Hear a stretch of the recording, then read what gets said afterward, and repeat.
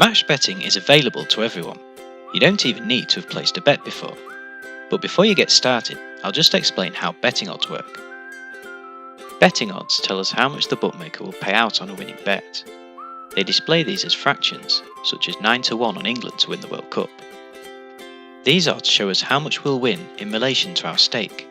So if we bet £1, we'll win £9 plus our £1 stake back. But when it comes to match betting, we like to make things a little easier for ourselves. We use decimal odds, which show us how much a winning bet will return, inclusive of our stake. Let's return to our World Cup example. Instead of 9 to 1, the same odds are displayed as 10.